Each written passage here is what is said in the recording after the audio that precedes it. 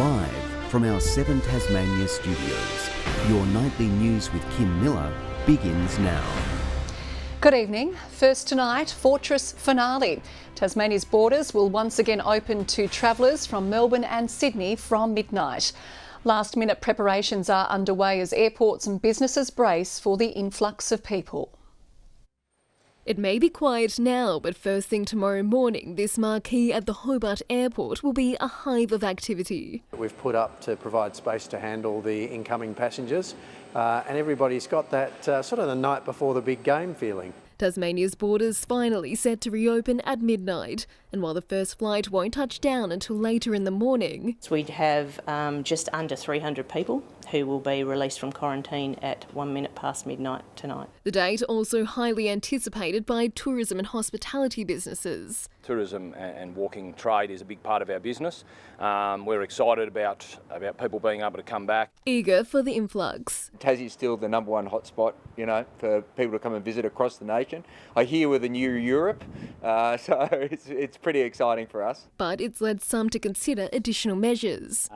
Now we believe is the time for us to investigate looking at mandatory vaccination across all of our businesses for all of our staff and customers. With this announcement from the Premier on the eve of our borders reopening. A mandate for the vaccination of childcare centres will be implemented. Tasmania, the last state to introduce a mandate, with staff required to show proof of their first dose by January 8. A move welcomed by Lady Gowrie. We really believe that the best thing we could do was to have 100% vaccination rates in our staff. Yeah, it would have been preferable for us to have this done and dusted by tomorrow. The opposition questioning why the decision was left so late. We've seen hundreds of childcare centres closed on the mainland, yet our government waits to the day before borders are open to mandate vaccinations for childcare workers. It beggars belief. From tomorrow, there will also be an increased risk of COVID reaching our shores. The latest advice from Public Health. I'd encourage people, if they're in crowded indoor spaces, to wear a mask. For many families, the last 21 months have meant endless separation from loved ones, funerals missed and weddings cancelled. The Premier's hope today. Now is the time that we move forward, we reopen our borders and we get back on with our lives. And Meg Sides joins us now from Hobart Airport. Meg, there are no doubt going to be many emotional reunions there tomorrow morning. I'm sure you're right, Kim, and I'm sure there'll be plenty of tears as well. For many Tasmanians, they've now from loved ones for months, if not years, due to rolling border closures. Now, the first flight from a COVID hotspot tomorrow is set to touch down at around 7:30. That flight will be from Melbourne. It's said to be just the first of many.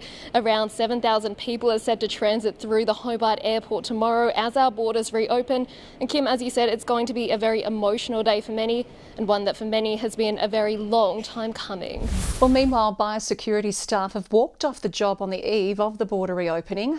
Workers claim their current contracts don't provide enough security, especially if a worker becomes a close contact and has to go into isolation. The union also argues staff should be made permanent as a reward for bearing the brunt of the COVID threat at airports around the state. Some of these workers have to take on second jobs because of how casualised this work is. They miss those hours at their second jobs and therefore miss money. No more strikes are planned. The Public Health Hotline has been inundated with calls by Tasmanians confused about testing requirements for people entering or returning to the state once borders reopen. Our reporter Elizabeth O'Neill explains what you need to do if you're travelling this festive season. Tasmania's borders reopen tomorrow and fully vaccinated travellers will be allowed to enter the state. If you're travelling to a high-risk area such as Sydney or Melbourne for less than a week, you'll need to have a PCR COVID test within 24 hours of arriving back in Tasmania. But there's no requirement to isolate. While awaiting the result, you can carry out normal activities unless you have any coronavirus symptoms. In that case, you must isolate until receiving a negative result. Tasmanians and interstate travellers who have spent 8 days or more in a high-risk area must be fully vaccinated and have received a negative COVID test within 72 hours of entering the state. This means that they must have a COVID test in the state they were in prior to coming to Tasmania, and rapid antigen tests won't be accepted. Travellers and Tasmanians returning from areas that aren't considered high risk will not need to have a negative COVID test, but will need to be fully vaccinated. International travellers and those that are unvaccinated will need to apply to enter Tasmania and quarantine upon arrival. Staff at the state's airports and sea terminal will be carrying out spot checks to ensure all travellers have met the requirements for entering the state, and people will need to fill out a Tas e-travel form. A woman in her 20s has been rescued on the South Coast track after becoming separated from her walking companion around 6 o'clock last night. Search and rescue members were on the ground and in the Westpac rescue helicopter looking for the woman. She was found around lunchtime with authorities lowered into thick bushland where they managed to winch her to safety. The woman's walking companion was found just after 9 o'clock last night after a personal locator beacon was activated in Dead Man's Bay. A Northwest firearms dealer who pleaded guilty to a raft of gun charges has avoided jail time. The Supreme Court heard Andrew Stewart Morrison illegally sold and extensively modified weapons, including American pistols and an unregistered World War II machine gun. Police raided his shop called Guns and Ammo in Ulverston twice in 2018. He was charged with firearms trafficking and dealing with proceeds of crime. Today he was sentenced to 10 months home detention. A Launceston man has been arrested in relation to a shooting at Newnham yesterday morning. The 21-year-old has been charged with a number of offences from an unrelated matter. The victim of the shooting remains in hospital in a stable condition. The 29-year-old man has so far not cooperated with police. New technology will be used at the Taste of Summer to help cut down lines to get into the festival. The capacity limit at the event will be 5,000. Now a virtual queuing system has been developed so festival goers won't have to wait outside until they can enter. When it's your turn to come back in, we'll tell you by text and then you can make your way with your family into the Taste. It doesn't really make a lot of sense to have physical queues when the problem can be tackled with a virtual queue. The Food and Wine Festival will kick off on December 28. Cricket fans will be able to head to the Ashes Test in Hobart in January via the water. Clarence City Council has pledged $50,000 to extend ferry services to bring Western Shore locals and visitors to Blunston Arena for the match, which starts on January 14. It does ease the parking and traffic problems on the Eastern Shore, and we're very keen to ensure that access to the Oval is as good as it can be. Meanwhile, regular Saturday ferry services will begin this weekend from 9 a.m. between Hobart and Bellerive until early February. It allows people to come in, visit the markets, visit the city, or otherwise go over and have a good day around the Eastern Shore, around Clarence. The free service will run every Saturday except Christmas Day. Well, if you haven't already sorted dinner, Tasmania's best fish and chips could be an option. Fraggles in Invermay has taken out the state's top honour in the Great Australian Fish and Chip Awards. The family recipe handed down and perfected. My parents used to have a fish and chip shop years ago, for 30 odd years in Georgetown. I was a young fella running around in nappies in the shop down there. The local eatery says using fresh Tasmanian produce enhances the flavour. The talented winners of the prestigious Henry Jones Art Prize have been awarded. The third annual competition receiving a record-breaking 237 entries and 57 finalists.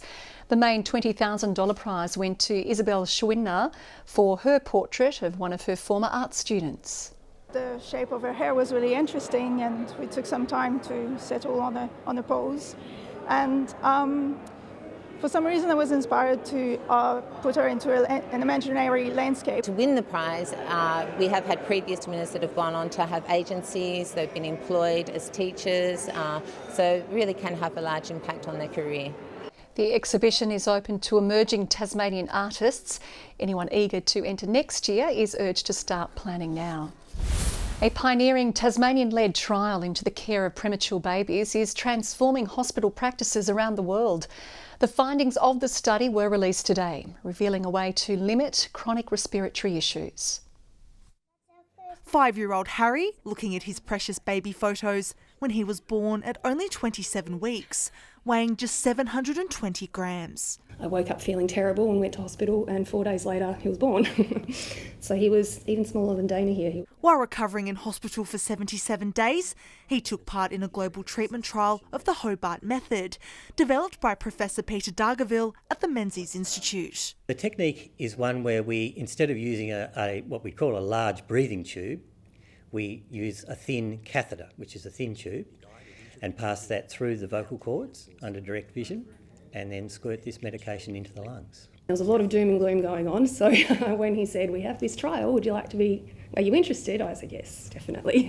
Anything we can do." Harry, one of 485 premature babies involved in the 8-year study across 33 centres in 11 countries. The results proving the technique can reduce respiratory issues common in preterm infants that can lead to serious lung conditions. The Hobart method is a simpler and less invasive way of doing that.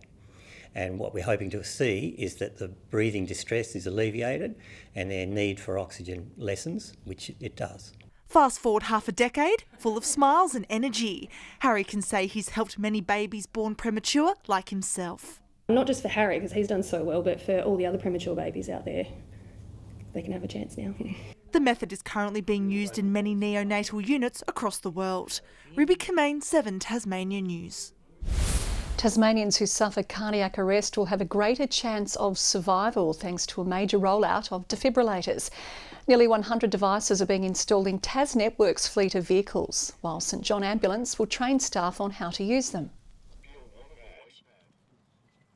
Given the age profile of the workforce, it's almost certain that somebody at some stage will suffer a heart attack, and we hope by having these devices there and also in our offices that we will give them the best chance of survival. If you don't get good CPR within 5 minutes, and if you don't get defibrillation, your chance of survival drops very quickly after 5 minutes. St John says it will be especially valuable when crews are working in remote locations. Residents in the Greater Hobart area will have to be mindful of their water use from today, with Stage 1 restrictions now in place. It means sprinklers can only be used between 6 and 8 in the morning and 8 and 10 at night, while irrigation systems on a timer can be used between midnight and 4 a.m. Handheld hoses can still be used any time, but hosing down paths and driveways is no longer allowed. Tasmanian spin bowler Nivitan Radhakrishnan has been named in the national squad for the Under-19 World Cup. After scoring a contract in the Tigers Sheffield Shield and One Day Cup sides, the 19-year-old will head to the West Indies for the tournament, which Australia hasn't won since 2010. Radhakrishnan is ambidextrous, meaning he can switch which arm he bowls with mid-over. And Tasmanian John Keogh is in the running to be named the world's best rowing coach for 2021. The former North Esk rower, who now leads the national women's team, is among 4 nominees for World Rowing's Coach of the Year. It comes after a strong performance at the Tokyo Olympics, where Australia finished second in the sports medal tally with 2 gold and 2 bronze. Good evening. 20 the maximum in Hobart today. Launceston, Cressy, Bushy Park and Ooze all on our high of 26. Burnie 21, Devonport 20. Apart from the east coast, temperatures were up to 7 degrees above average. Smithton 24, Flinders Islands and Helens and Grove 22. Friendly Beaches 21 today. Lowhead, Lyre, Weenie and Strawn 20. King Island reached 19. Cloud over the east and south with clear skies over the northwest, but you can see a little bit there brewing to the west of that, and that's that large area of cloud approaching the state. A small region of cloud is also over the borders separating Western and South Australia and the Northern Territory. Tomorrow, inland troughs remain over much of the mainland. The cold front approaches Tasmania, sliding to the southwest later. Now, as the front passes, the northerly winds will turn west to southwesterly at 10 to 20 knots, swells at 2.5 metres. Hobart 21 tomorrow, a shower or 2 developing, possible shower for Geeveston 21 as well, 22 the top for Bothwell. Launceston, a late shower, 26 the top, 22 for Devonport, 25 for Cressy, with that cold front moving in with a shower later. Partly cloudy for Burnie, 22, 19 for Strawn, partly cloudy for Curry on King Island. And for St Helens, a shower or 2, 24, 23 for Swansea, a shower developing also for Orford in the low 20s. There's the UV reaching 10 statewide and very high. On Thursday, showers contracting to the far northeast with fine partly cloudy weather elsewhere. The sun shining over King Island, Strawn Melbourne and Hobart on Friday. Fine partly cloudy weather for the remainder of the state. And on Saturday, getting a bit windy, but warm to locally hot. Hobart 29, Launceston and Swansea 28 degrees. A sunny 28 in Perth and Adelaide tomorrow. A possible shower for Melbourne. A late shower forecast for Sydney, 28 there. And a fine warm day over Brisbane. And Alice Springs hitting the big 40 tomorrow. Bit of cloud about, Hobart 17 degrees, sunny though in the north, Launceston 22 and Devonport 19. And now it's back to who I'm being told is being called now the unflappable Kim Miller. You've been reading the paper, I'm impressed. Thanks, Merv. That is all we have time for this Tuesday evening. Thanks for joining us. For now, on behalf of the team, good night.